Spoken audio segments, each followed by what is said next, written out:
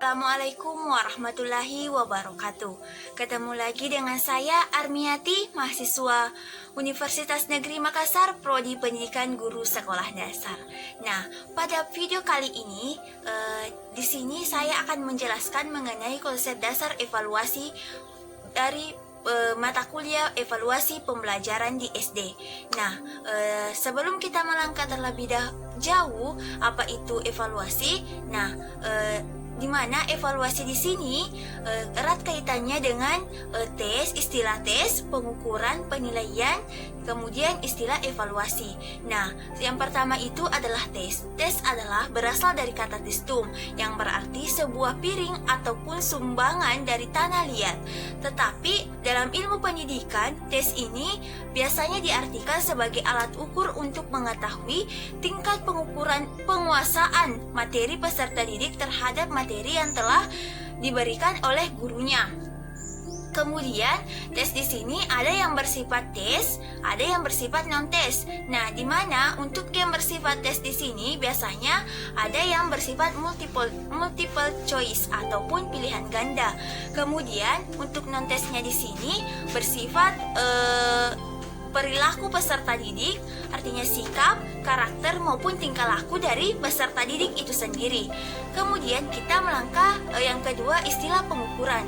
Pengukuran di sini yaitu kegiatan membandingkan kriteria peserta didik berdasarkan alat ukur tertentu.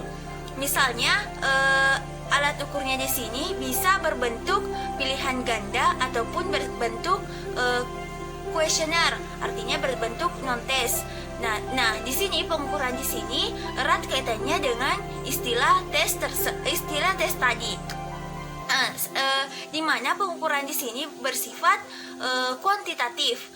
Kemudian istilah yang ketiga itu adalah penilaian atau asesmen, di mana penilaian di sini merupakan kegiatan pengambilan keputusan terhadap sesuatu yang mengacu pada ukuran tertentu seperti penilaian baik buruknya siswa, perilaku tingkah laku siswa, maupun pandai ataupun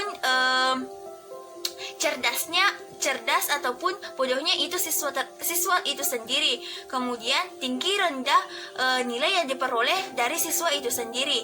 Kemudian yang terakhir yaitu istilah evaluasi atau masuk pada inti, di mana istilah evaluasi sini biasa dikaitkan dengan penilaian, di mana istilah evaluasi di sini merupakan proses menggambarkan, memperoleh dan menyajikan informasi yang berguna untuk merumuskan suatu alternatif keputusan, di mana tujuan evaluasi di sini terbagi atas dua. Yang pertama itu secara umum.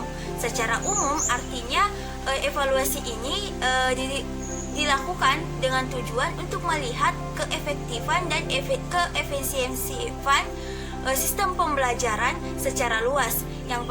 Yang memuat artinya ada strategi pembelajaran, gambaran pembelajaran, sumber belajar, lingkungan, pengelolaan materi, kemudian tujuan materi pembelajaran maupun media ataupun metode yang digunakan oleh guru.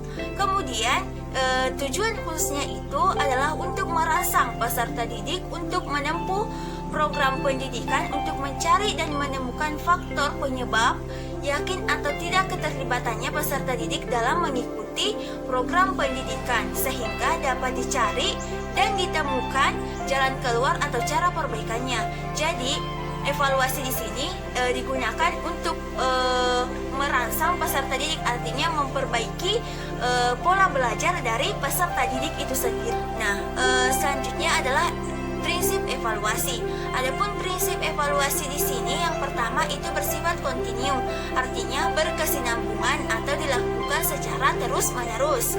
Kemudian yang kedua adalah kooperatif, artinya dilakukan secara kerjasama atau dilakukan oleh beberapa orang. Ada keterlibatan antara guru dengan peserta didik. Kemudian yang ketiga adalah komprehensif, di mana artinya dapat diterima dengan baik oleh guru ataupun diterima oleh dari siswanya itu sendiri, kemudian melibatkan orang tua. Selanjutnya adalah bersifat adil dan objektif, artinya sesuai dengan realita yang ada. Kemudian adil, tidak membeda-bedakan siswa yang satu dengan siswa yang lainnya dalam memberikan penilaian. Kemudian yang terakhir adalah praktis, artinya mudah dilakukan oleh guru dan mudah juga diperoleh juga mudah oleh siswa. Nah, itulah materi tadi yang sempat saya jelaskan mengenai konsep dasar evaluasi yang memuat pengertian, fungsi, macam jenis-jenis evaluasi dan prinsip evaluasi. Sekian dari saya. Wassalamualaikum warahmatullahi wabarakatuh.